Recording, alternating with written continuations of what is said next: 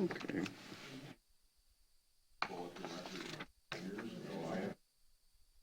See, well, that was The one that, yeah, you must have copied one. yeah, that wasn't necessary. What? Second piece of paper.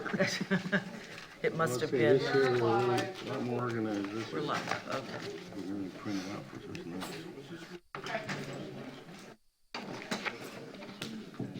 Anybody, do you know about Bill or? Bob emailed said that he has a meeting at 9, but he tried to make it right after. Okay. And Bill? Haven't heard from him. Right.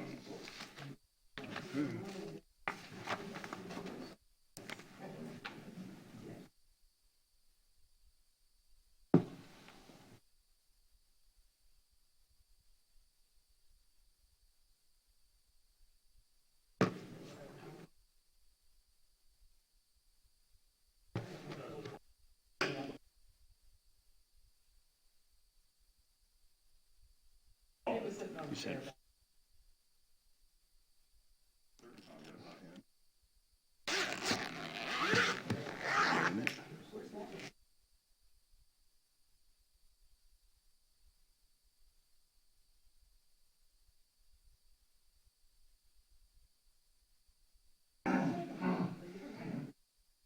Thank you.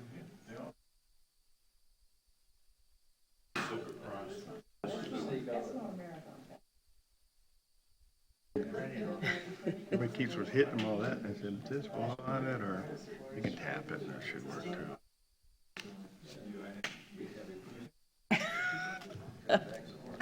Playing with the toys.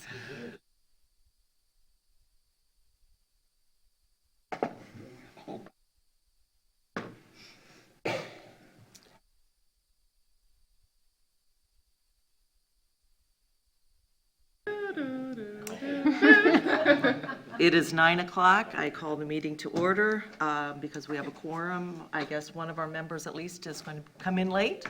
Pledge of Allegiance. Pledge allegiance to the flag of the United States of America and to the republic for which it stands, one nation, under God, indivisible, with liberty and justice for all.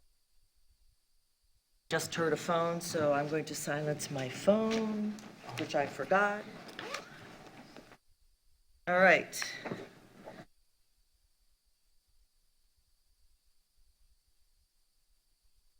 We have a lot of public here today. We're welcome, thank you. If we have any public comment at this time, we need to limit it to 3 minutes so everybody gets a chance to speak. And if you want to say something else at the end of the meeting, there's a time for that too. Is there any public that would like to speak at this time? Wait till the end? Anybody else? Can I say a few things now? You need, yes, you may speak for 3 minutes at each time, but you need to come up to the mic, please. All right. Huh? And identify yourself. Thank you. Over here. Either place. Where's it? There's one on this side, one on that side. Do I have to push anything? Oh. My name is Steve Goebel, and I'm on the anchoring side of things, and I just have some questions because I'm very confused about, dinghy dock privileges, what are my rights being anchored out there, and the water quality that seems to be ignored. We've got sunk boats, we got oil leaking out of boats, we've got boats that have been there for 4 years that I know that are tipped over. Can't there be anything done to remove these boats? Big question. If we're ever going to improve the mooring field, guess what, folks? We have to drive by all these sunk boats, tipped over boats, and it just seems like we're never going to really improve the situation for the mooring field until some of this action, and they have stickers on them, and the sheriffs, I see them over there a lot, so they're trying to do something. How come they can't be removed? Well, it just seems. And then on top of it, I hear that we're going to try to control the anchorage by taking it away, by putting mooring balls in. And and I'm a 50-foot vessel, and guess what? 50 feet can't stay on the mooring balls. There's not enough swing room for 50 feet. So you take away my ability to anchor and come in from a storm, and I won't be able to come back to Fort Myers. To park my boat at a dock is a little over $200 a day. Mooring field, yes, more reasonable. And I have to admit, I've stayed on the mooring field, but I find a place, because I see the swing room, and I think that really could be reevaluated. I think there is room for 50-foot vessels on the mooring balls. Anyways, one other question I have is the dinghy dock. Is it not possible to have the parking control people that are monitoring underneath the bridge for parking? Can't they do a walkthrough on the dinghy dock? Because we're still having problems. People don't understand what a 6-foot painter is. And I know that seems strange, and I try to communicate to the boaters that are tying up, and I try to help them. 6-foot painter, then we can get way more boats at the same amount of space. And one boater said, well, I don't want to climb over 15 seconds. other people's boats. And I said, you don't have to do that. If you shove boats back and pull your boat up to the dock, we can get 3 times the amount of boats on that same space. Thank you very much.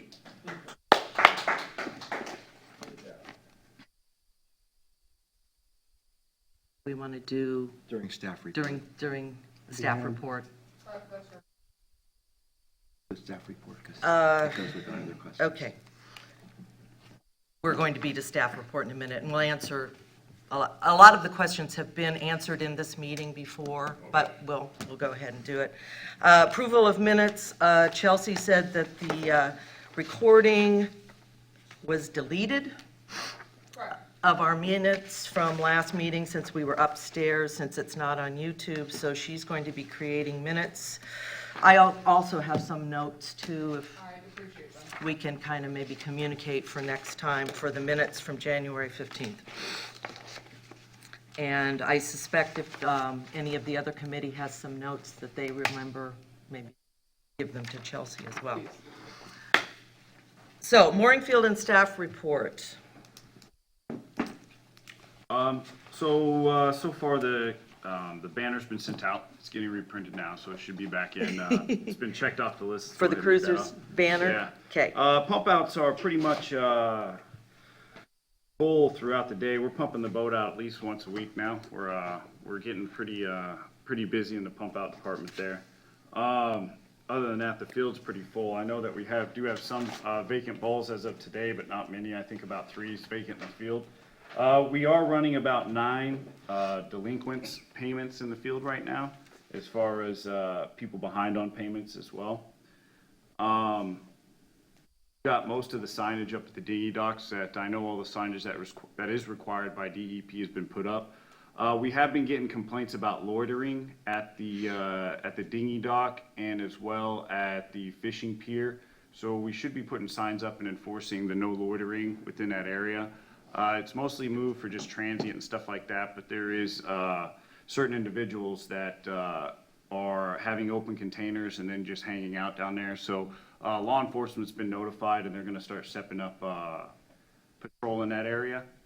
Let's see what else. I did go talk to Publix about utilizing Snook Bright as an avenue of receiving resources as well through Publix there.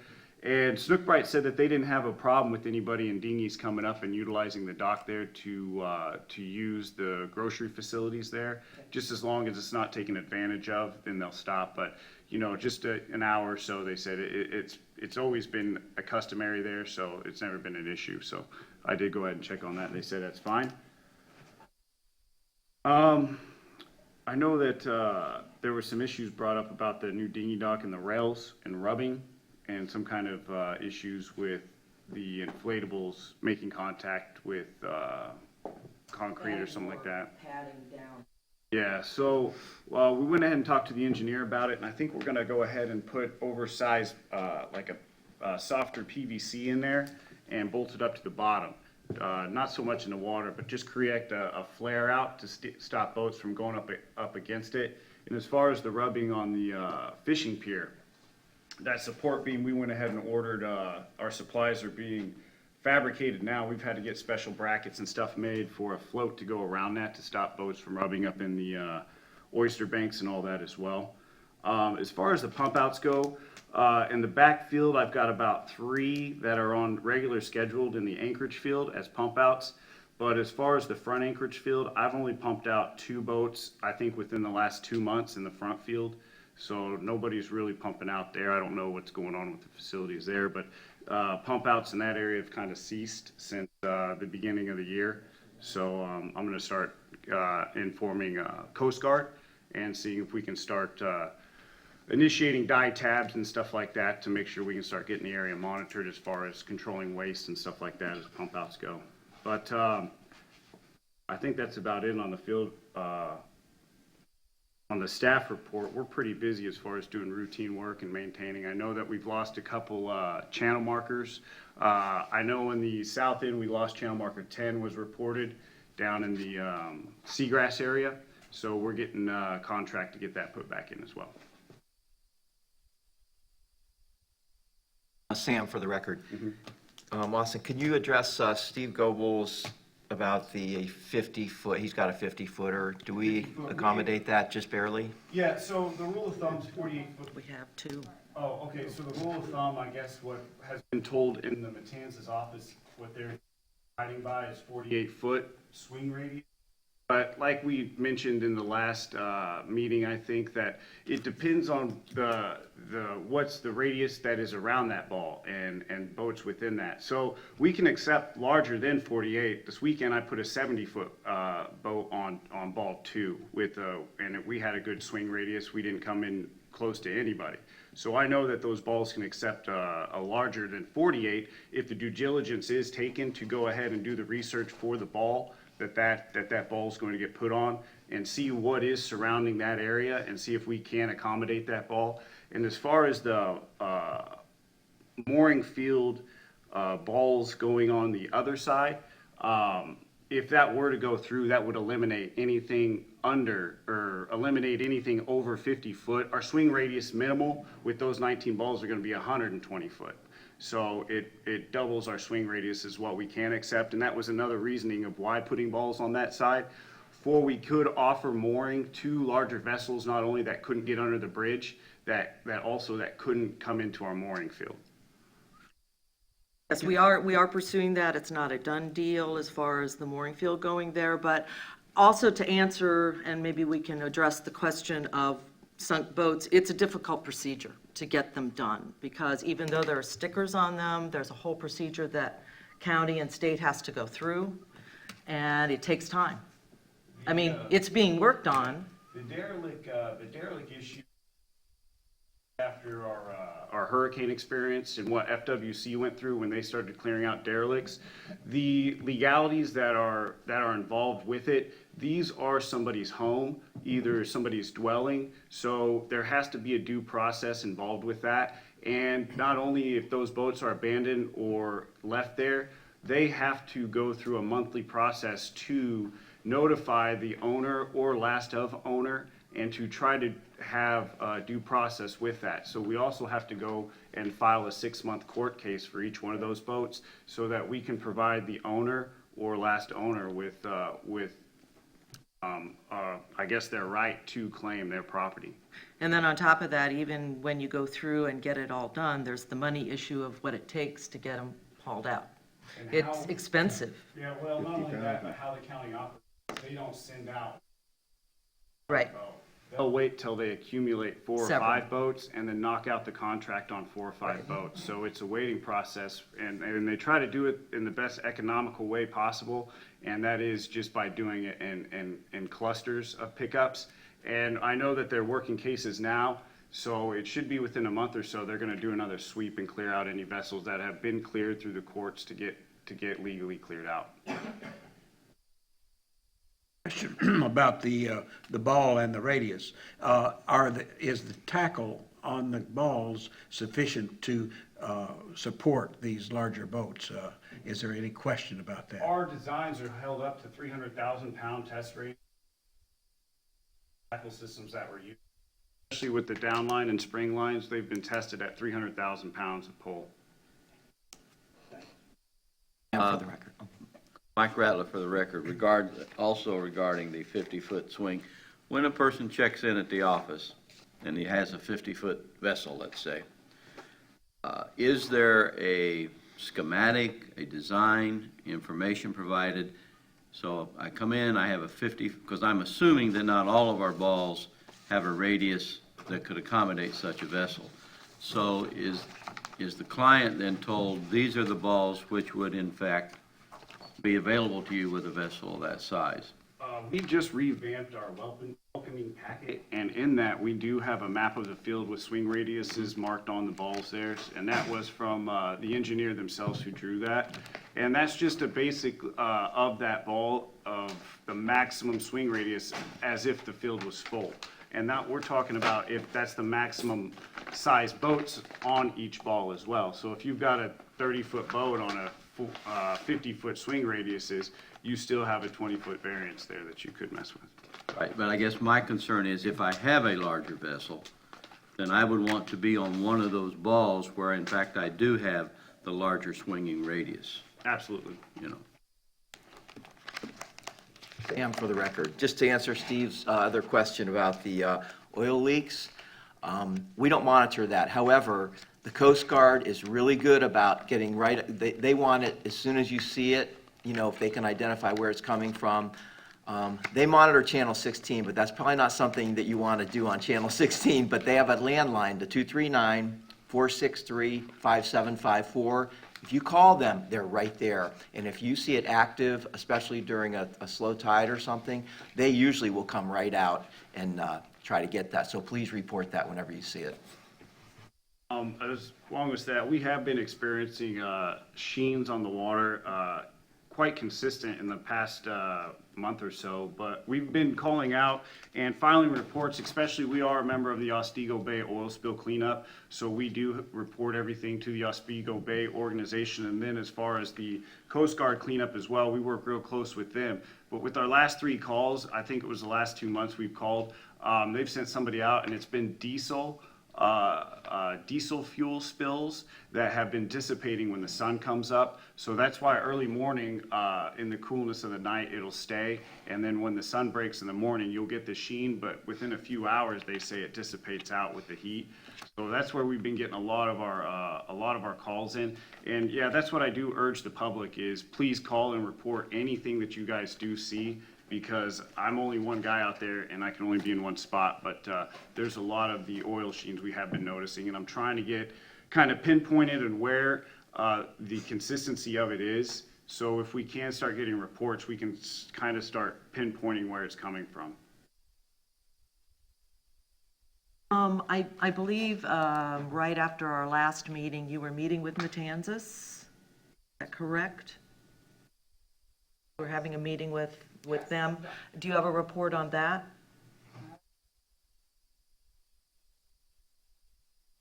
So, we did meet with Matanzas. We had a list of items that needed to be addressed.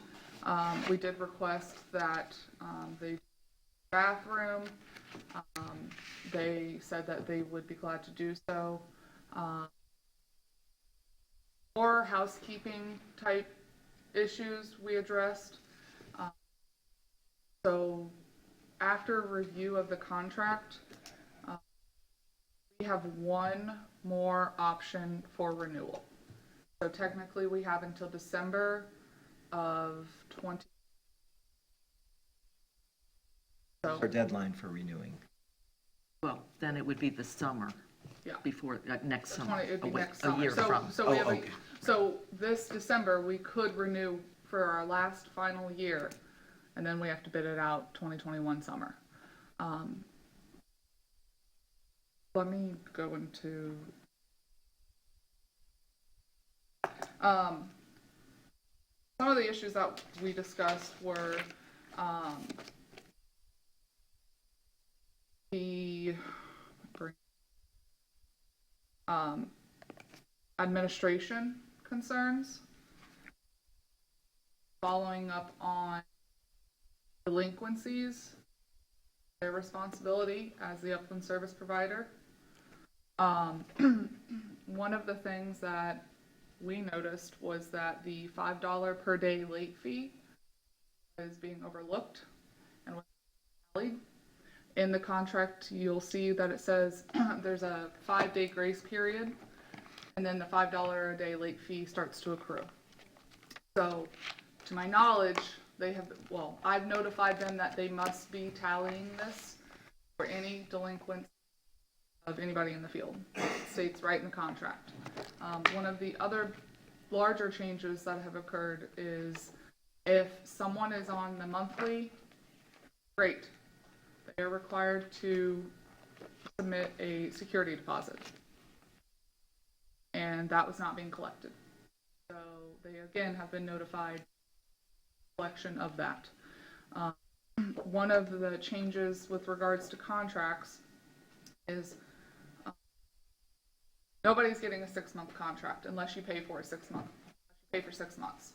You don't go to a hotel and don't sign a contract with the hotel to stay there for a month, but you pay daily. Pay for the entire thing. So we're seeing a lot of merchants of the field changing from 6 months to month because what we're experiencing is that they're signing a 6-month contract, they're paying month to month, and then they become delinquent and, oh, well, I still have a contract. That's not acceptable. And so, twofold to that, because with regards to the parking permits, the contract, they only get a parking permit for the length of their contract. So, and that kind of just came up within the last month, actually last week. So we're going to try to resolve that. But you don't go stay at a hotel and you stay there for 3 days, but they let you park there for a week. So it's the same concept.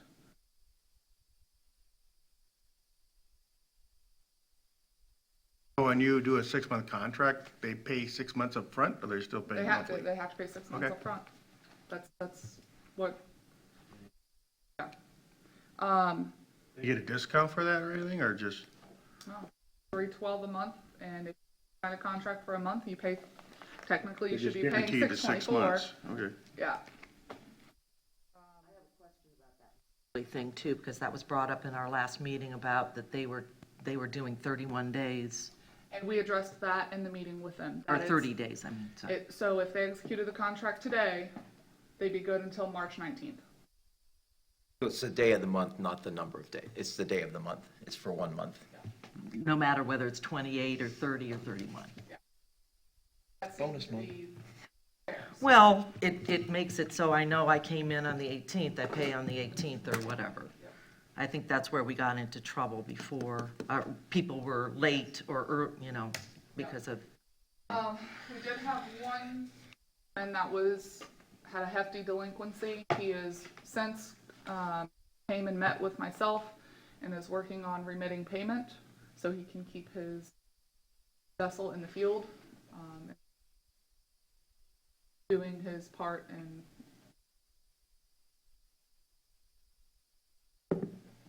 Austin kind of mentioned, we have revamped the welcome packets. We have the master packet here, which we can pass around after the meeting. Realized that consistency was not occurring. We're scrambling, throwing things together last minute when somebody was walking in. We want this to be a good experience because that's their first interaction with what is an extension of town. So we've come up with some folders. This is just the master one we keep in the office so we know what's in it. But have provided those to Matanzas with all the pamphlets and just a lot of information. You go to a hotel, you stay at a hotel, you're normally handed brochures. At least that's the first thing I do is I read the brochures when I get. So we've revamped that. Yesterday, council approved two things. Council approved the WCIND grant application for next fiscal year. That's for the marine law enforcement.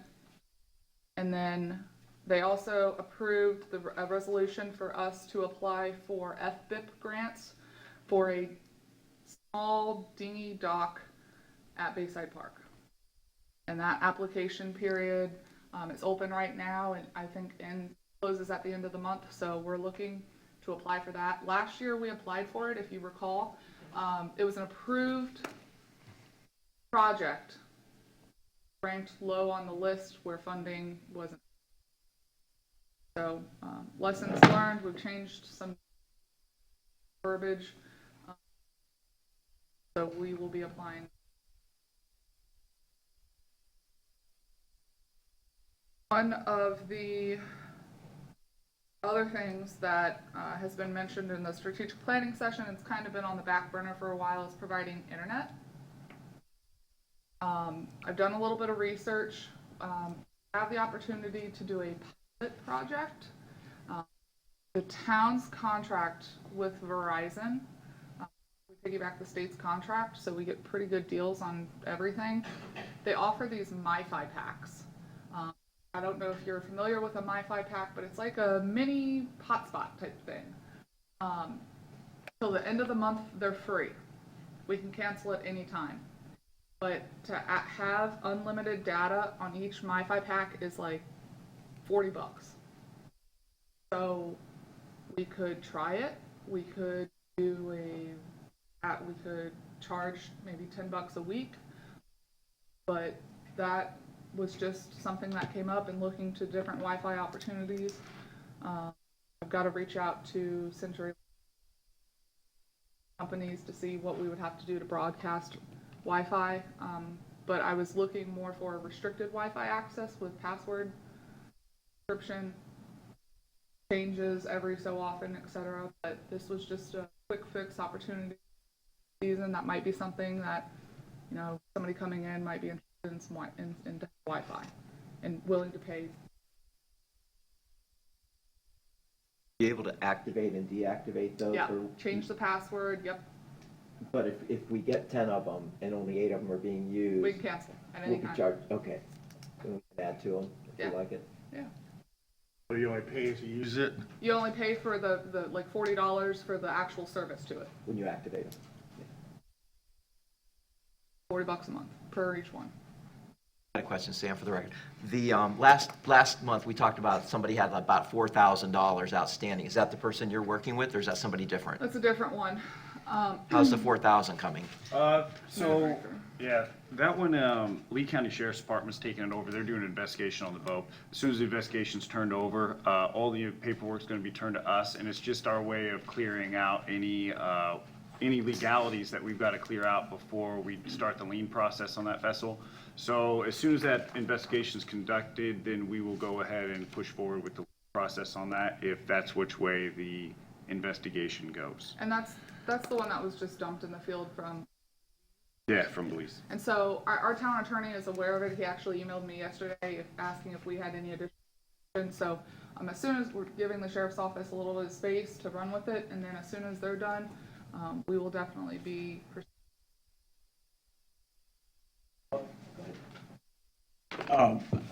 Reviewing the packet and so forth when people come in, we have on our check-in sheet insurance, but it doesn't say what limits are necessary. And I'm just wondering, and going in and looking at the site and coming in here, you don't seem to get a heads up that you're going to have insurance to be here. And I just wonder if we could put that in the system somewhere. Okay. Yeah, that's something. One of the bigger concerns that was addressed with Matanzas is that every single box on that mooring field contract agreement needs to be executed. There needs to be something in it. Because we were finding a lot of contracts that didn't have an address, didn't have a contact name, didn't have insurance. And so, my knowledge, they've been going through and trying to clean it up. I see a problem with somebody coming in not knowing that, and then bang, what do? Do you let them come in anyhow? They're already on the ball, or that's a real tough public relations thing. And it seems like to me we ought to have that posted on the internet site, our site for the place, and also what limits are required. I notice that some others have a different limit for different size boats. Okay. So, Thanks for that segue, Ted. uh, Because I sent you all many, probably 4 or 5 links, different online sign up registration. I know DACWA they came years ago and just, you guys have the opportunity to look at any of those links? that's where I got this question. Glad you did your homework, Ted. I guess I did not look at them, but we did discuss DACWA years ago. When Maureen was financial officer, because she was pushing that. And you can talk to Mark Kincaid about it, but if it's simply registration, that's probably okay. But a lot of it is also getting that you're able to get a reservation. And it's my understanding, because of our land lease, we can't do that. So that's something I've been toying with. Other mooring fields use it. Without a registration? Or without a reservation? Well, in my thought process, you could use it as a reservation because it's first come, first serve. But what you could do is have the office staff, you have a tentative reservation. So then the office staff would have to confirm, all right, we have 2 openings in the field, and confirm a registration and have a link sent back. Your reservation is confirmed, you're assigned X. But what stemmed this really is the gentleman who came in who has the delinquent balance. One of his comments to me was, I didn't know my contract expired. The beauty of technology is it can send an automatic reminder on the date of expiration. So DACWA has really come a long way in the 3 years since we initially saw it. And I'm not saying that's the one that we have to use. There are plenty of opportunities out there. I mean, the mooring field runs like hell. So we could customize a program to make it what we need. But right now, the tracking and the communication is really lacking because we're not up with technology. Well, going- Yeah, I think we should follow up on that now, since DACWA now seems to be working with. You don't get a reservation, I found that out. You're requesting a reservation. And I didn't hear back from them, so I thought I had a reservation. No, you need to follow with a phone call or get it confirmed. So you're requesting a reservation. I don't have any of them that actually confirm it online. So we could do the same thing. Going back to, it segues into something I was going to bring up, and we've already kind of talked about the contract.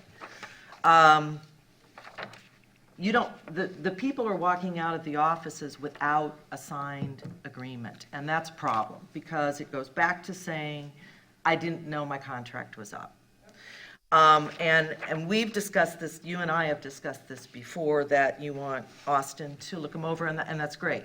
And sign them, and that's great. But I pulled out an old contract that I had from 2013 when someone in Matanzas would sign it. And then we would get the copy as we walked out. And it would be my suggestion, because that you could have that still happen, and Austin could still sign them too. And it might go back to your thing about, you were talking about people not signing out all of the blanks. Then you would know who executed it at Matanzas, because it was signed by that person. And that might help us to have some quality control. And they have, some somebody did execute a contract, it could send Austin an e-doc, and he could digitally sign it right then and there. But look at your contract from 2013. Yes. Is it complete? Is every box filled out as it should? No. And that's But the that's check- fine. I mean, it's fine that we have quality control on the backside. My point is that a patron should have a piece of paper in their Absolutely. hand when they walk out, signed by somebody that executed it and signed by them. Legally, then they can come back and say, this is what I did.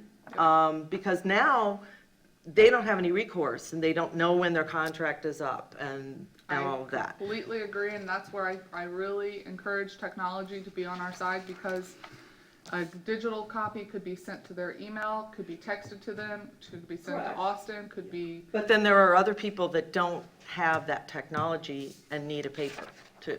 but it goes to a secure system. That's somewhere we can search instead of going through, ruffling through papers. So I completely agree. The person needs, whether it's a paper copy or an electronic copy, they need a copy I that agree. they sign.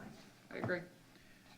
So, addressing this very issue, I'm client X, I walk in, I don't have email, I'm traveling, whatever, although that's most people do today via phone or what have you. I would still want, as Kathy says, I want a physical piece of paper in my hand, signed by someone in that office, that contract was executed on the day that I was in there, and when I leave that office, I want that piece of paper in my hand. That absolutely can happen with the digital system. Now the question is, why was it not happening? As of right now, it's still not happening. Why is it not? Then we'll put it in current Okay. context. So, because there is a checks and balances going on. The office staff are executing it with X coming in. Austin is being the check and making sure that the document is completed in its entirety. He, as the harbor master, signs off on it. However, it says or designee. Correct. So why can't we have a box for whoever's executing it and Austin? But when the person leaves, they have it, because now you have to request it. You have to request it, and it comes days later, and that's not really a good system. There are kinks that need to be worked out, but if, let's say someone from Matanzas does execute it, Austin reviews it, and there's missing information, tracking that person down is a lot harder now. Yeah, but that's happening now, anyway, because it's a couple days later when Austin does it anyway. Basically, So- the reason that I'm looking, I don't want to bind. And either way that you're saying it on that end, that I understand what you're saying on that end, that they have a legitimate contract when Matanzas or so forth signs it, but as of today, we are finding contracts that are being executed that are not fully, all the information's not valid. And I'm not saying that you Okay. shouldn't be doing And I that. understand that, What I'm saying is, then what we're saying is the contract isn't binding when they leave until Austin looks at it, and that's not right either. Well, then it's not binding for us either until I get there and sign it because of the town. But then that's not, I don't think it's binding at all, Yeah. because Rexanne might want to check with our attorney. If you sign something, you can't be expected to memorize a two-page contract. When you sign something, you have to receive a copy. I think that's contract law. I'm pretty sure that's contract law, that you don't have to receive a copy of what you just signed if you request one. It's an advisable practice. I can't imagine that it isn't. I don't know how it So- would possibly be enforceable if you don't receive a copy. Let me touch on that. It kind of goes back to trying to get to where we need to be, right? That's what we're all trying to achieve, is So we that. could have a signature that says designee, non-binding. Right then, so at least they have the information, and he can review it. When he Say thinks it's pending. fine, he can sign it. And if they want to go get another copy of that, they can, but they don't need to. Really, they don't. They have all the information there that they need. We just are missing some information we need back for them, and you can, that's their problem, Tanza, to get the rest of the information. They didn't do it right in the first place. Classified as So pending. why make it a problem for our voters? last time that this came up, that the concern was that they did not know the rules and regulations of the field because it was set forth in the contract. A copy. We gave them a copy of a blank contract and their Yeah. welcome packet of a blank contract, so they have the opportunity to read and have the rules in their hand when they leave. And there are strides that need to be made to make this happen, but the system we have in place right now cannot, it's not possible. Well, I come back to a couple meetings ago when I think we were discussing somebody in delinquency, and they claimed they had a contract, and Matanzas said they didn't. But if our practice is always that we give everybody a contract when they walk out the door, then if they really had one, here it is. And I go back to tech. Well, it can be one way or the other, but again, I think there are people that don't have the technology. Let me give you another example of why it is imperative to have Austin be the second set of eyes. We had a boat. But I'm not saying that. I'm not saying he shouldn't be. That isn't my point. So we need to use technology to figure this out. That's what I'm hearing. No. No, I if, think I hear what both of you are saying. Kathy has a valid point that if someone wants a copy, and we probably should as a practice be handing copies to people or offering them an email or technology option, that they get a copy in some fashion. But I think our contract needs to state on it that it's not a completed valid contract until the town has signed off on it. So they're getting a copy, but it's not a completed contract until Austin has signed off on it, and he can then email them or e-sign the copy. You just add a sentence to the contract. Pending until signed by, Right. Let me work this one out with the town attorney, because this document was approved by the state, and altering it in any form or fashion might require us to go back to the state. But I hear you. I I'm don't, not sure this was done by the state It was- in entirety, because we did the harbor management plan, it was and an then we worked on the appendix. contract after that. It was an appendix to the harbor management plan. Let me come back to you guys at the next. Could I ask one question? Do we scan these when they come, when we give them out, or it seems like to me if we scanned them at the time they're done, you would have a record. That would be a question for Matanzas. I mean, is that an option, like, to think about? Because then you'd have at least a copy, and if they say, well, we don't have it, you can, here's a printout of what we I'm scanned. hesitant, I'm just gonna be Yeah, forward with you. yeah. I'm really hesitant on handing out a non-complete form, Well, at least we. because it gives that person the assumption that they have a contract. So that's where I'm hesitant. I get it. I fully agree that they need to walk away with something. But I gotta figure out how to get us there. Give me until your next meeting and I'll come back with something. I was just thinking of tracking is all, not a question of the other details. It'd be nice for us to have instead of a stack of paper, we have them scanned and available. just to follow up on that, that I agree. Some of this, I think, is things are not being done in the office that need to be done when contracts or when the original registration is taken care of. And I don't mean to point fingers, but if these are not being properly completed, then I want to know who did not properly complete that on the office side. For example, one of the things you sent out last month, there was a person that it was a minor delinquency. It was taken care of. On one of those, I wish I have it with me, but I could never find it, and I disrupt all this with my shuffling of papers, so I won't bother you with that.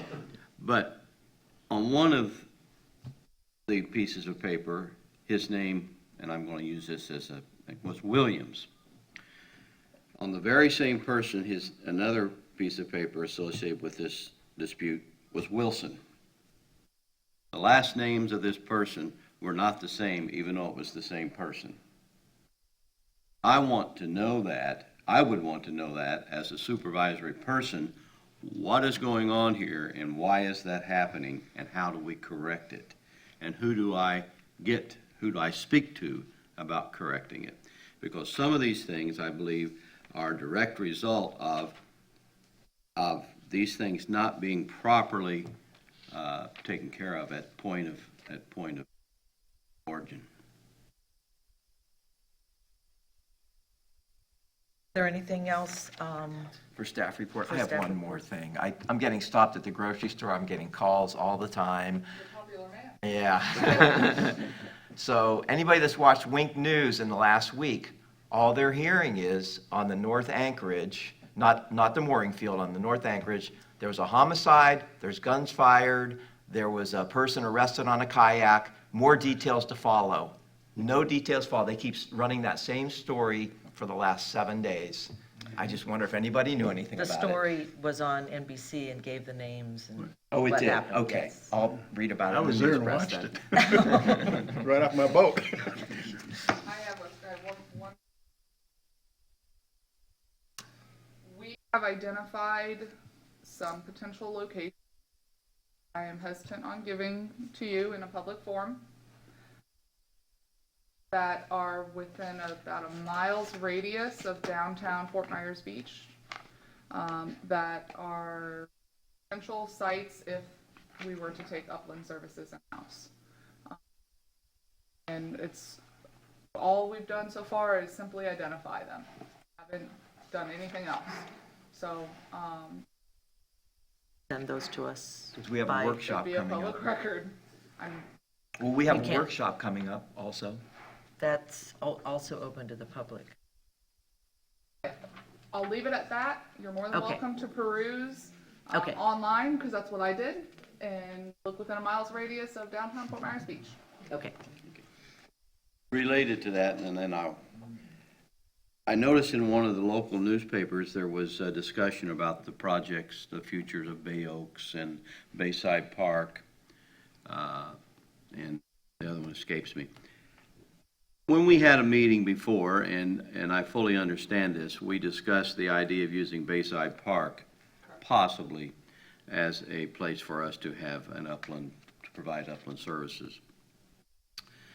Per the local media, that has already been decided, and there was no, even from what I could discern from that, no discussion of the potential or the possibility of that being part of something for us. I guess my question is, was it even given consideration?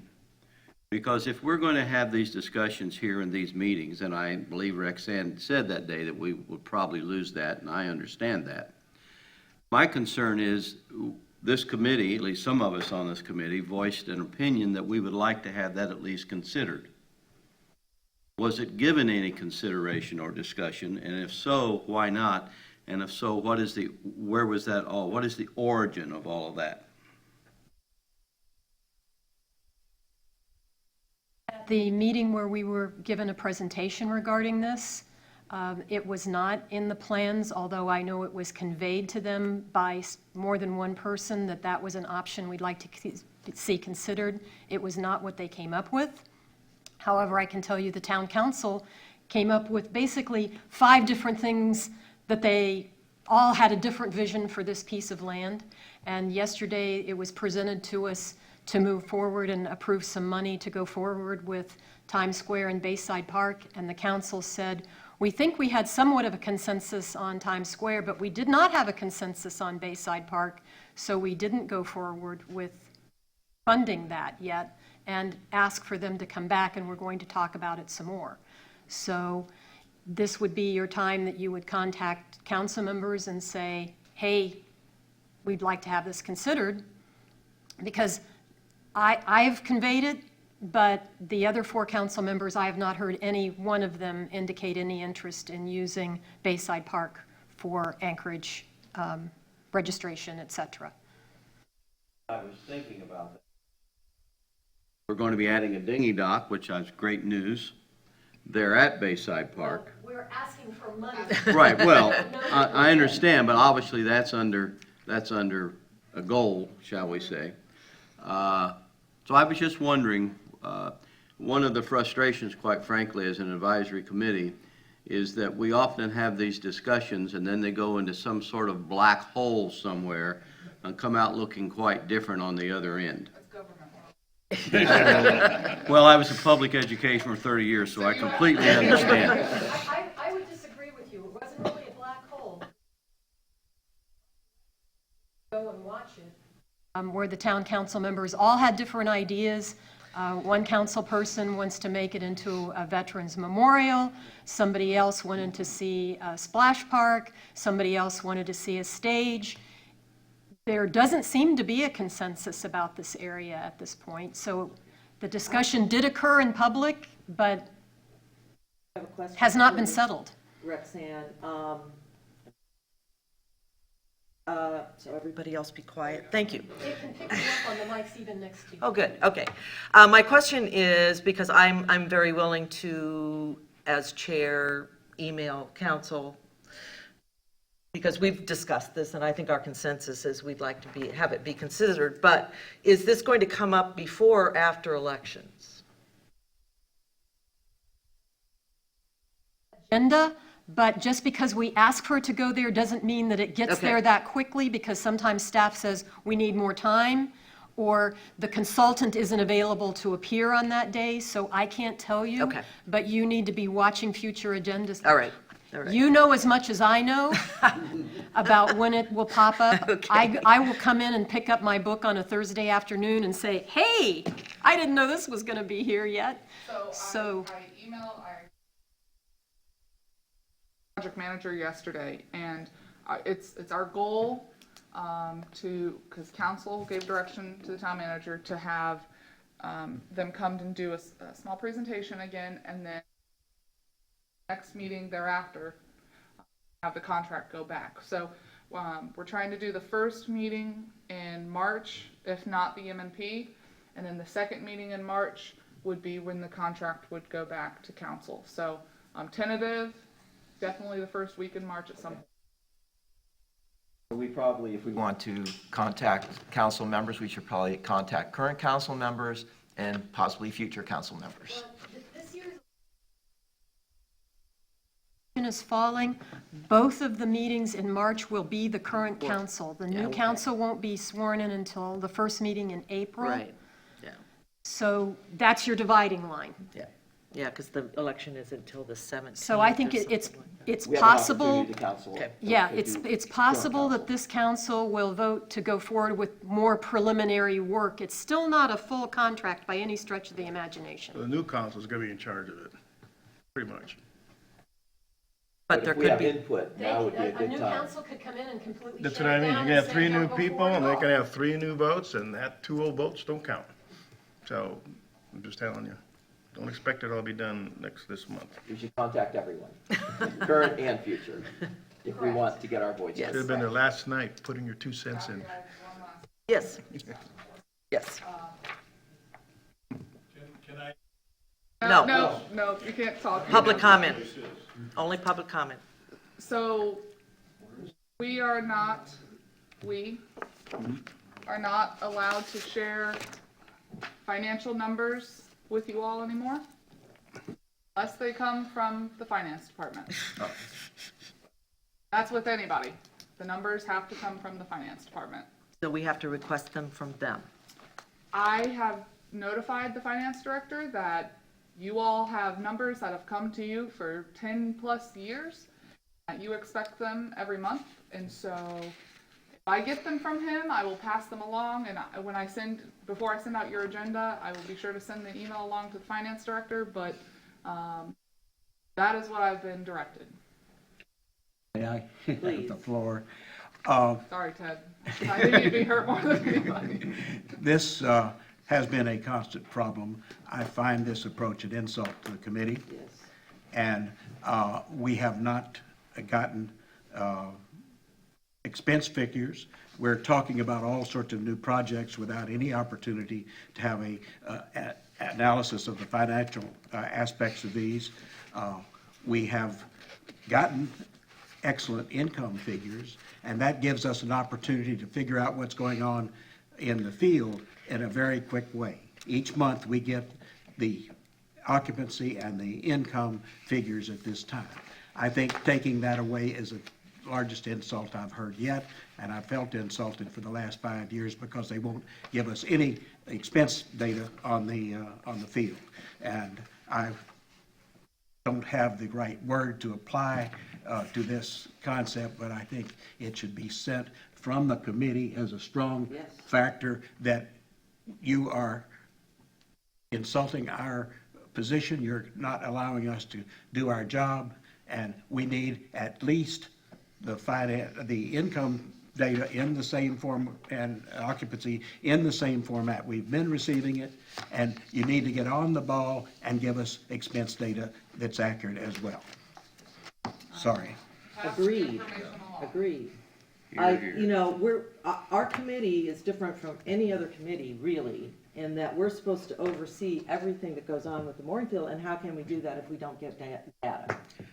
I mean, that's why we were originally, we're mandated by the state, by our state land lease. It's in there that we are supposed to oversee the operations of the mooring field. We can't do that without the financial data. Period. Can I make that a motion from the Yes. committee? That we strongly ask that they continue to No, give. we don't ask, No, we we demand. request. We cannot do our job unless they give us the data, and we would like to pass that state information contract. to them. Yeah. Could I interject? Yeah. If you listen. She didn't say you couldn't have the data. She said she's not permitted to give it to you, that it has to come from finance. I would suggest that you see if finance starts providing it to you before you start demanding, because it's very possible, I'm not saying that it will, I'm not making any promises, but it's very possible that they are restructuring how information is going to come out, and you might get it from finance. If you do not, then I would proceed with that motion. But you have to listen very carefully to what Chelsea said. She can't give it to you. It doesn't mean that the town is saying you're not going to get it at this point. Okay? Then maybe I should modify my motion. Let's, If I may. I think we should go and not make a motion, and I'm going to visit with Chelsea and see what direction we need to go. I'd still like to make a comment. I expect finance that then to we present the numbers expect finance every to meeting. provide us with at least the information we've Yep. been receiving. So Chelsea's not in the middle, it is their responsibility, and the committee is extremely strong on this. And maybe we don't need a motion, but it'll be in the minutes, and I'm sure passed on to finance, that we find this really bad. I had voiced concern that I knew would come of this committee. Well, I shut that off. I apologize. Lighten the mood a little bit. Because not only does this committee that data, it is also reported in the Public Works monthly report. So I, again, too, will no longer be able to provide that to town council via my. So again, all numbers must come from finance. They have been notified at our department head meeting. It'll be relayed again. Prior to your agenda out, I will contact them. If I have it by the deadline to get the agenda out, I will pass it along. I still think we should, we do expect the number then to come from finances. On a reasonable time frame, which is when we have our meetings. We should let them know that. I made that very from the benefit of the doubt. We shouldn't have a motion. Well, let's wait till next meeting and see what happens. It's on the record that It's on we're the expecting. record. Okay. And if Withdraw my we motion. have some issues with it, then we can. But I will not be collecting any data and any information, passing it. They will be giving me information. So whatever they give me, I pass to you. Okay. Okay? Expect to see them every month. The same finance person is.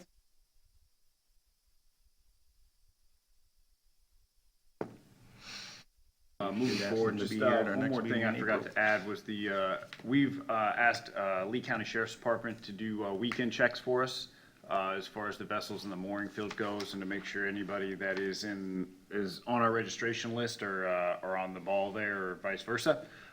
Going through, they did have a lot of discrepancies with registrations, names on boats and things like that. So we did get a report back as far as what's going on with registrations. So they're gonna go ahead and conduct another sweep, I think, coming up within the next few weeks and doing a registration check again. So this is gonna be pretty much practice on the weekends to have Lee County Sheriff's Department to go through and just check the vacancy, or I'm sorry, the occupancy of the boats in the field, and to make sure everybody's registered.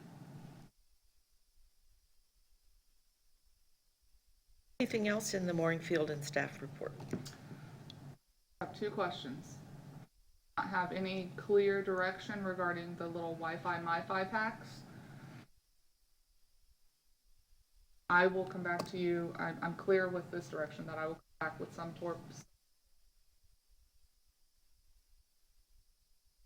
resolution to the signed contract. Here's my question, you say you're gonna order like 10, I can. and off season we have nobody out there, and we're gonna get charged for 10 every month, and I nobody's can using them? cancel them at any time. Oh, okay. You can add to and cancel. Right now, they're free to the end of the month. And that's just a promotion that Verizon is running. Like I said, I figured we could try this as a pilot project and see if this is something that you all would entertain. Yeah, we can cancel at any time. If we chose to add more, we would have to pay for the actual device down the I have road, one more unless they had question another then. promotion. So are you just bringing this as information to us, or are you kind of suggesting this would be something you'd like to try? This is totally up to you. If you say, no, we don't want to do MiFi because of Now, chance. MiFi is, it's a little, it's per hot box. person, it's a hot box for a person. It's got a 30-foot radius. Like they would take it out to their boat. Yep, and we would have the ability to create a password for each one individually. If it gets returned, we can change the password. But is it, can we activate and deactivate, if we get 10 boxes, can we activate and deactivate them, or it's $40 a month, no matter if we use them or not? The device itself, you can activate and deactivate, no cost. Right. The actual service to the device is $40 a month. Right, we can't activate and deactivate, we could go down to 8 if we wanted Yeah. to. I'm thinking that we would probably have 10 subscribers, I mean, what was the offer for free ones? Was it 10 or as many as we want? As many as we want. If we can't return them, what happens? They're ours to keep. I mean, Well, you cancel the service to it. It's like having a cell phone. if You somebody have a takes cell- it off with them, Oh, we cancel the service to it. and who pays for it to replace? Device itself. They have to pay a deposit, price on the boat, I'd make them pay a deposit. We can, well, Yeah. that's where I'm asking, we could charge, we could do a deposit, we could do a collateral. we could- Deposit and upfront the money, and if they don't cancel it. Box, you got the money for the box. So if we don't have enough for everybody, there would just be a waiting list, and hopefully we would all, you know, Well, if she we can had a- add more. Right. Seems like we're trying to straighten out a lot of paperwork kinds of problems right now, and to add another complication to this when we don't have our basic system in place working well is my concern. I have one of those because I'm an RVer. I got it, it's not that expensive. People that are on sailboats can get their own. I don't think we're saving them that much money providing it, yet we're adding a lot of paperwork and complication to a system that already doesn't seem to be functioning. We should just offer them the information, and if they want it, they go do it themselves. That's a good point. So if you have Verizon, AT&T, or any of these other big companies, you can just get your own. You can. Okay, that's a good point. It's easy. We just offer that information to them then. Complete agreement, because much of today's discussion has been about issues which we're having with paper trails, et cetera. And I think to put something else at this point in time on top of that could actually just, we could be discussing something like this again in another meeting, so. Well, and I think we had talked about having Wi-Fi that would go out to the mooring field, not having Yeah. little boxes. Well, and Something I can still, I mean, budget's around the corner in July. I can probably out with CenturyLink or Comcast or any of the major providers. I think that would be a better direction to go rather than to have the little boxes. Yep. ultimately, if we had a place at Bayside, we could have a lounge area that had Wi-Fi or Well, I think they something. have Wi-Fi at Matanzas. Oh, do they have Wi-Fi available in Yes. Kansas already? If you Okay. go inshore, I think we were originally thinking maybe we could get it out into the field, that they could use it on the I'll boat. look into it. And the library has it. Yeah, I So- agree with Rexanne. If they want it, they can just subscribe to their own service. Thanks for checking. Anything else? On this section, we've been on this section a while. That's okay, there's a lot of stuff to talk about. Number 6, expansion of the mooring field update. Is there any update on that? Yeah, a minor one. Try to get a Ventic survey. Army Corps has guidelines, not necessarily rules in stone, so that Ventic survey will probably occur after April. Army Corps suggests that we do it in June. But considering how long it takes their processes, opting for it for April, which FDEP says any time after April is fine. So that has to occur, and then we'll go to the next step in the It's process. a survey of the land, of the bottom. Okay. Does that include depth and, I believe so. okay. Anything else on that? Upland service provider update. We've already mentioned a couple of things on that. Anything further?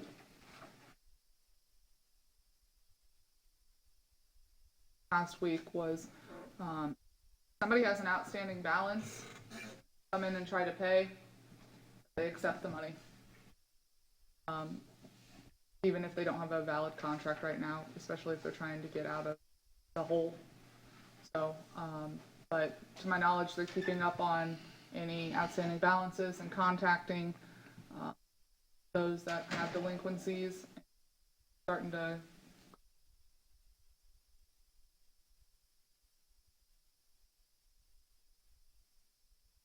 Anything further?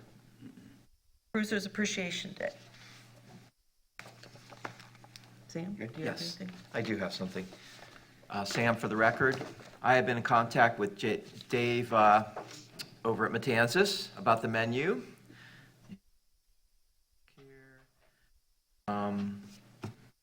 Asking him, would we like to keep the same menu and prices as last year or make changes? He said the same menu would be fine and price-wise as it gets closer if we wanted to make changes. I told him I was doing it for purposes of this meeting because I think today I'll make the motion to vote on tickets, or would you like me to wait until next month? Doesn't matter. Okay, well, prices are going to be the same, so, and there may be some substitutes, but they will be able to have food and a drink for the same. I believe it was $7 last year that we did. We did $7, yeah. Yeah, so I'd like to move that we give all patrons up to 4 people per boat, $7 plus, which staff? We gave All council council and staff that were working the event. and staff, the working event, the same $7 tickets That's for what the we've done in event, the past. as we've done in the past. Second. Is there any discussion? I will second. Any discussion? All in favor? Aye. Aye. Opposed? I emailed a bunch of, now I can't find it either, a bunch of sailing and yacht clubs in the area, down through Marco and up to Venice and I don't think I did Sarasota, I went up through Venice, though. I did 12, 13, 14 of them, and the only one I heard back was from my club, CMCS.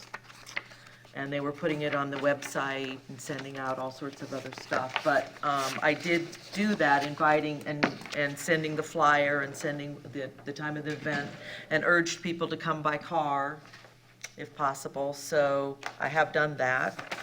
I don't think there's probably much that we need to do today.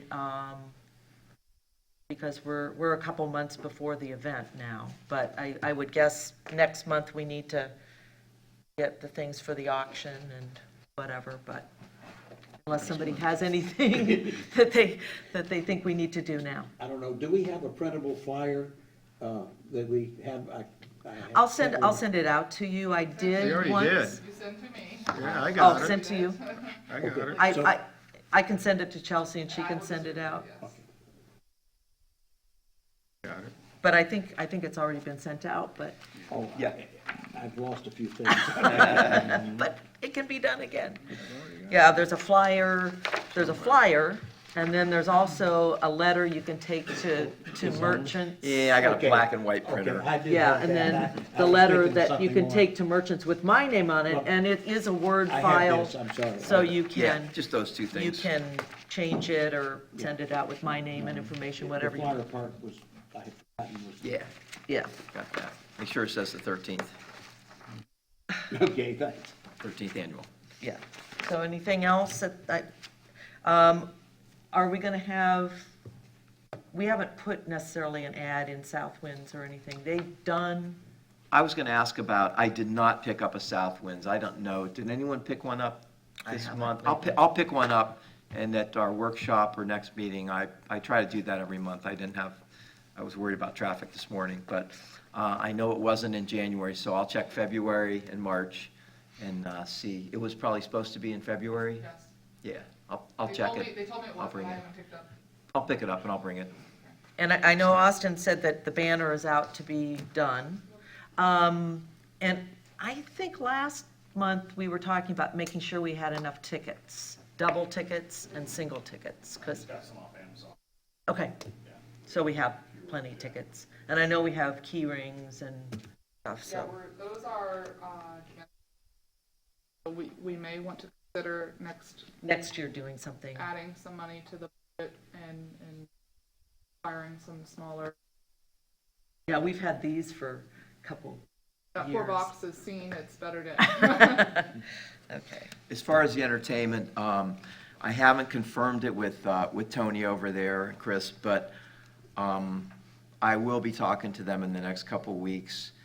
I think in the past, Scotty Bryant, that's actually. Scotty's playing. I Yeah, talked that's to- actually his day to play. I talked to Tony on the weekend. Did you? Good, okay. Actually, about the music, and it is Scotty's usual day, Good. so that's, And he's totally appropriate for the Yeah. get-together. yeah.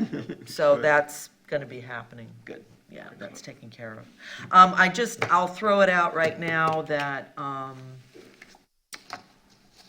that I usually, after the event, I take the money and meet with Chelsea and do the accounting. I also put something in the paper thanking all of our donors to the auction, or to the raffle. And I also write hand notes. I get the cards from Chelsea and do all of that. But I'm leaving the day after the event for a month. We're taking a repositioning cruise to the Mediterranean. Going to be in Italy. So I'm going to need people here to do those things for me. And so I've got some templates of the letters and for the paper and for the accounting that I can maybe give willing members of the committee that they can help me out. I'd like to volunteer to reconcile the money. Okay. I know it's a little bit Since I'm ahead of already, time, but since I I'm already just kind of doing it. thought I'd with- throw that out. with the If some other raffle. people would help with the notes and but I can give templates to people. Well, I have a template that I do on the computer, and I sign it, and then I hand address the envelope, so it's. Almost can do that ahead of time. Good. Or not. Anyway, but we can bring that up later, so. Okay. Anything else now for this? Members' items and reports, Mike? Nope. Oh, did you have I was something just else going for to say, cruisers? I'll be doing the press releases like I always do for the Observer, the Sandpaper, and and Sunbathe. Mike, No, nothing here. Ted, Nothing. Sam? No? I don't. Fine. Okay. You can become, You have an item. I just want to say that the planning session summary packet was distributed. Please read over that before the second planning session, which is coming up right around the corner. Is that a week from today, I think, The isn't it? 20, yeah, and you know I won't be there, right? I'm on sailing. correct. Lunch will Hopefully be the wind will provided, blow so. in the right It is a public meeting. The public can sit and listen, but not necessarily partake. Austin will be emailing or if he hasn't already, the two patrons that attended last time to partake in the actual meeting itself. Good information, good to sit back and think about, ponder. Also, that was distributed was the letter from Doug regarding all the comments that they provided about the dinghy dock expansion, et cetera. So skim over those. If we want to discuss them, we can. But we are here. Public comment.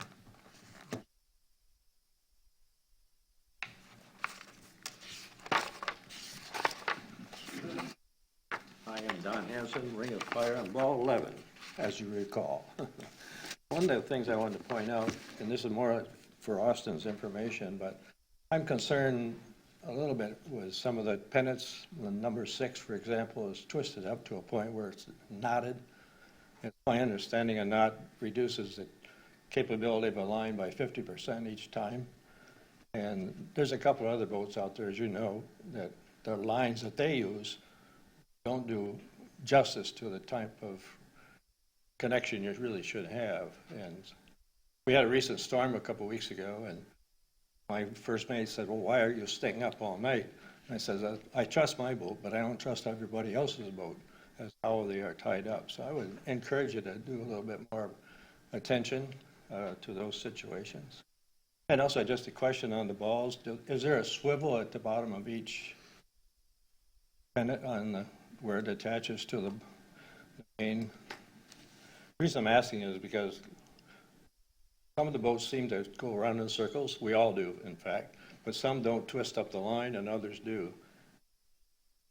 I wonder if there is a swivel that needs to be attended to. The other thing, just to Chessie's point about technology, I pay all my credit card bills on an automatic payment basis. And why not do that with your mooring ball? If I'm going to be there a month, keep a record of the credit card number, and if I stay a second month, you already got the charge on the ability to put it on the Who card. set up? We do it. I do it. Yeah, so So have it. let's join the modern technology, I guess. Another, just a comment, as you all know, some mooring fields require you to pump out immediately upon arrival. We could do the same thing here. Just require a pump out within 24 hours. And you'd find out whether they got pump out facility on their boat or not. And it's hard for me to believe that only two boats pump out in the front field. And I know both who they are, but that's another way to solve that issue. Make sure they got the facility. Lastly, I understand that you didn't bring it up today, but the parking fees have been modified to somewhat based on your rental agreement with the town. Answer when he's done with his phone. Yeah. We'll answer later. Okay. Thank you. And this is my last meeting for this year, so I want to thank you all for your service. Thank you, Don.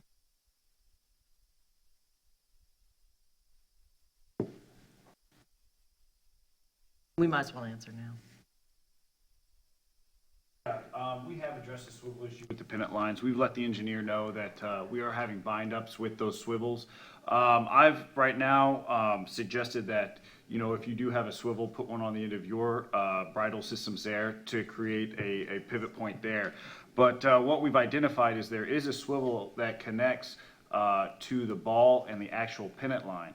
But it seems to be that the tension on the ball is pulling up to the swivel to where that it's not letting the pennant line swivel the way it should.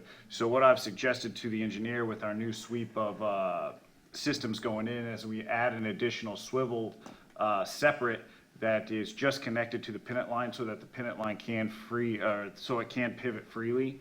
So, yeah, we have identified that problem and we're addressing it now. So right now, I'm just trying to go through and let everybody know that when they do bind up, if they could readjust those, or if they need help doing it, I'll assist them in readjusting their bridles.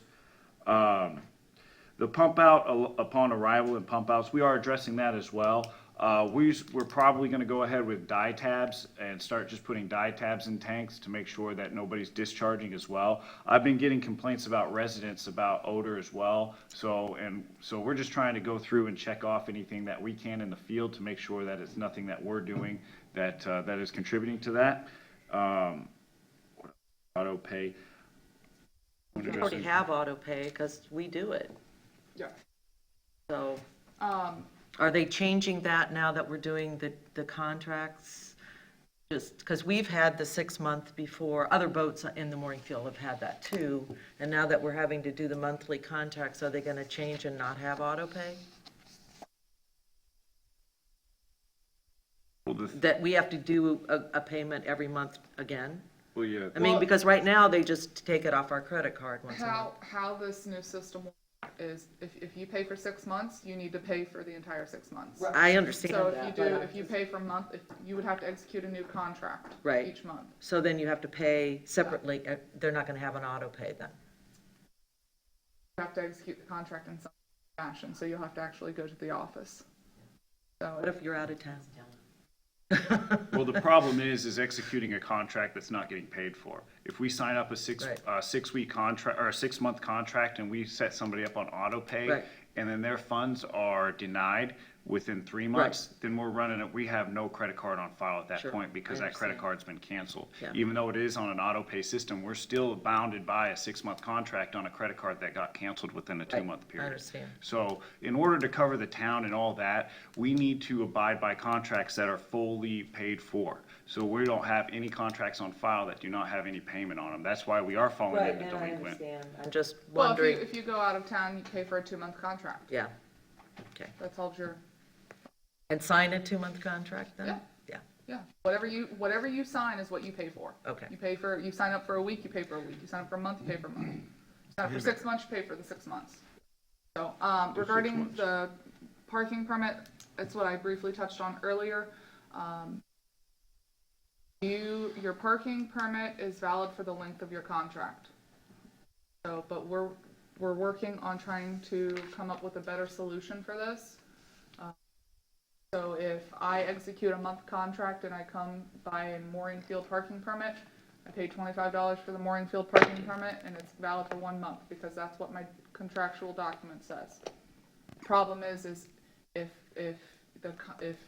we execute a 6-month contract and they're paid up for whatever, a month, and they come in and buy a mooring field parking permit, they get 5 months without a valid contract with the town. So it's valid for as long as your mooring field agreement is. You pay for a week, you pay $25 for your mooring field parking permit. Like I said, this just came up in the last week. We're gonna try to. does that mean that we have to pay another 25? Wow. Yeah, but that's why I gave the example earlier. You stay at a hotel, you pay for 3 days at a hotel. They don't allow you to park there for a month. They allow you to park there for the length of your stay. Right, I understand, but what's happened so far is that they could pay for $25 for 6 months for parking, and now we're like, And their contract would say 6 months. right, but we're upping their parking fee a bunch. We're not upping their parking fee. They're only paying a certain time period in the morning. They're 3 months, we're definitely upping it. Yeah. Yeah. We aren't upping the fee. The fee is the same. It's the length of what they're paying for.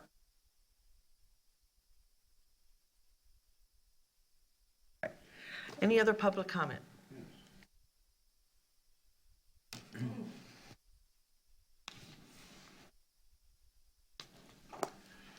My name is David Beauchesne. I'm on mooring 34. I've been here before, last year. I promise I will not talk as long as I did last year.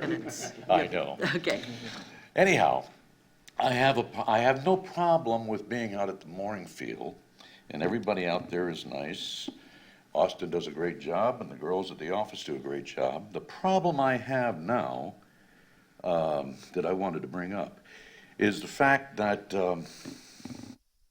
you were talking about a security fee.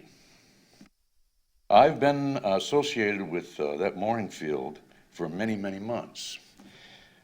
Matter of fact, I have given on an average, if you average the 312 plus the 200 and some odd beforehand, $16,800 to be on that mooring.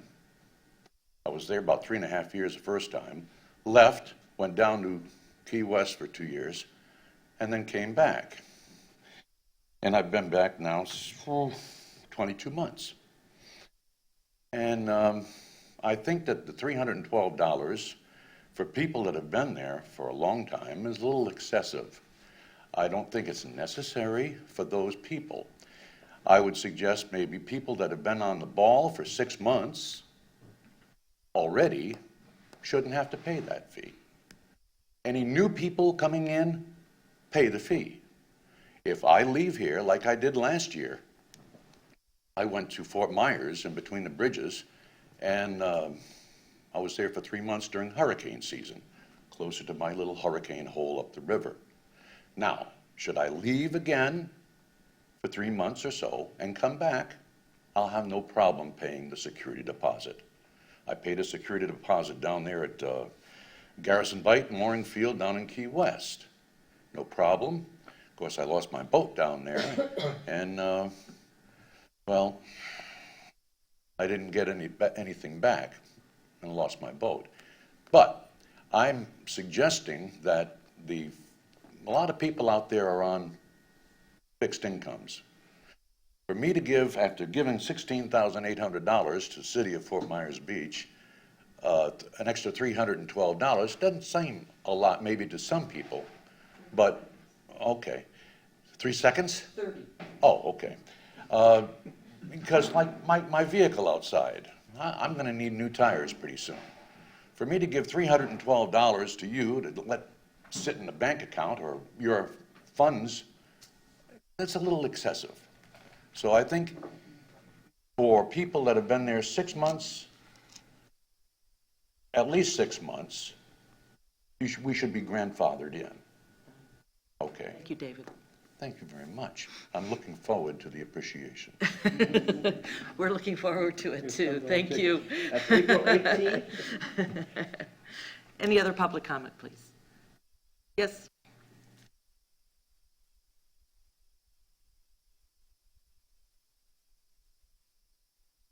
Mary Lincoln, for the record.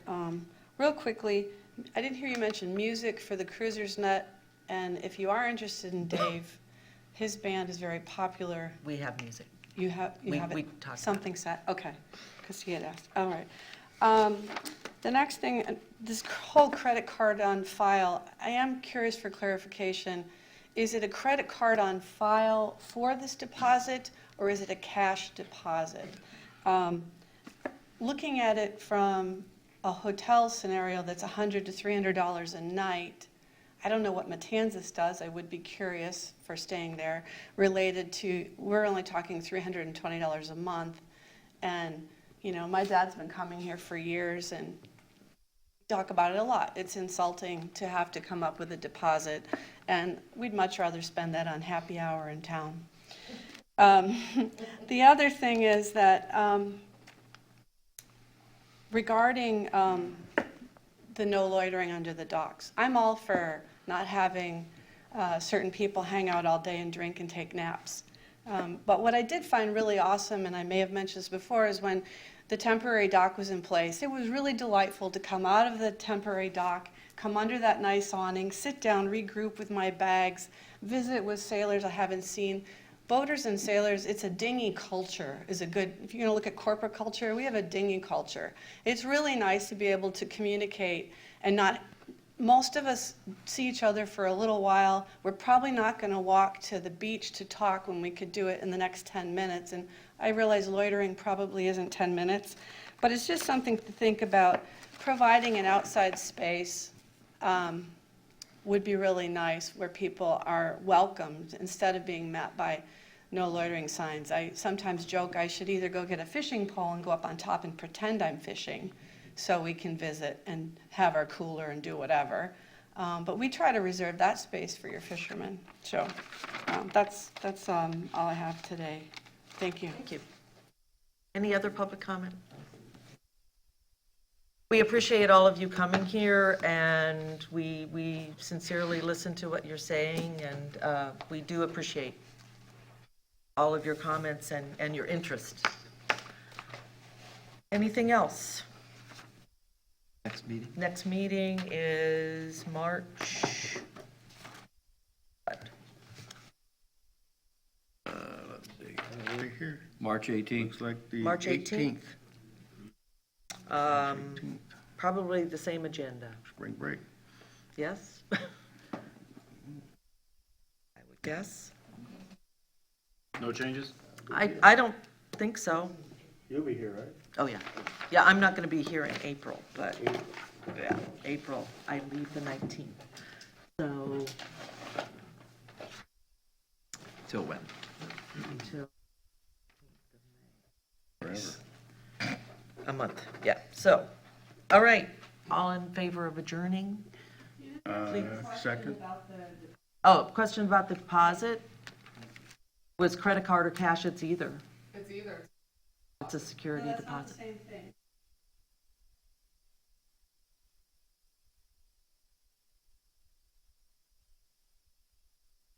Going to be a pending, it's going to be a,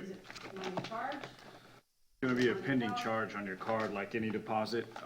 It's going to be a hold on your card like any deposit, unlike a refund, where the funds aren't charged, it's just posted back as soon as the lease is executed there. So person only use debit. It's a hold, yes. It's just like if you go, And then you would be refunded the money after you left. So if some regular credit card, then is it charged to their card?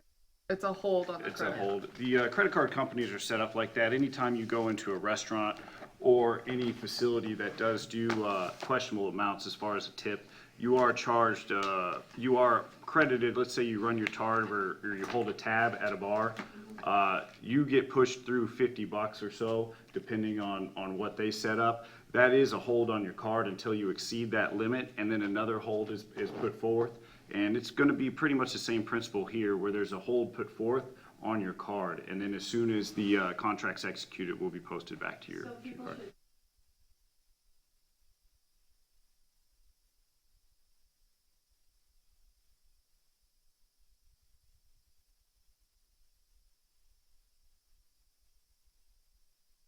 However, yeah, I mean, That's Their the choice. choice of. that's the choice Look of at Tom on the Range customer Money. there, No, yeah. I'm just saying, I needed clarification because I didn't.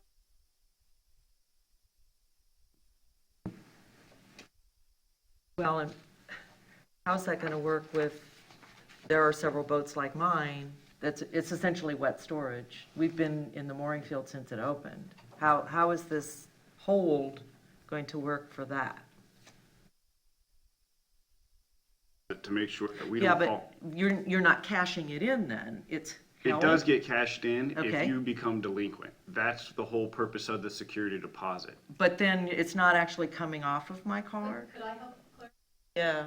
What it does, It's your upper limit on your card. Okay. So So it's not actually being charged it's on not my actually card? being charged, but if you get to the upper limit of your card and you've got a $300 hold on there, It you won't might charge be anymore. denied charging I see. something somewhere else because that $300, so it's a hold against your upper limit. How does that work when we have to execute a new one every month? And execute a new one. Well, is it another Closes hold put that out and on? starts The it over holds again. just keep adding on? No, the hold's the hold. They go back on, okay. Yeah, it closes out. And a way to avoid the security deposit is you pay weekly. Contract. Yeah, but that's, no. That's a lot more expensive. Well, if people are avoiding the security Well, I mean, deposit, for someone like me, I'm talking about. I'm providing a different avenue. Right. It clearly states in the contract that if you are on a monthly basis, that you pay the total, the $312. If you do a weekly contract, Right. you're not held to that same standard. I So, know, I understand. There are other avenues to pursue. A motion to adjourn. Wait, since we continued a discussion, is there any time available for public comment on what we just talked about? We're past that. We set the agenda. We're past. Okay. We So- set the agenda already? We set, we're past public comment.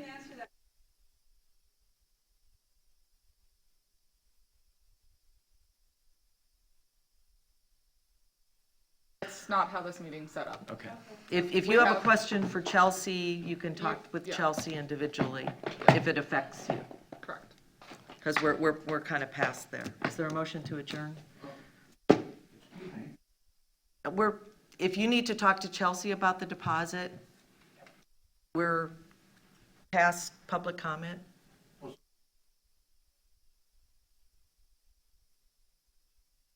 Have to pay the deposit. Excuse me. Our meeting has to operate under certain legal parameters. If you have that question, there are staff members here who will be happy to address that question. A motion has been made that we have to adjourn. We cannot continue to have discussion back and forth from there to here right now. I mean, that's just the rules that we have to abide by. Is there a motion to adjourn? Second it. All in favor? Aye. If you need to talk to somebody outside of the meeting, we're fine. We're here. But we have to I'm here adjourn the right meeting. now. But we have nothing to do with the Chelsea. deposit. But we just photocopy Yeah. that When you The get a chance, deposit and give me is when in you the get done with contract. everybody, and give it back to me because you're probably going to call me to ask me what it says.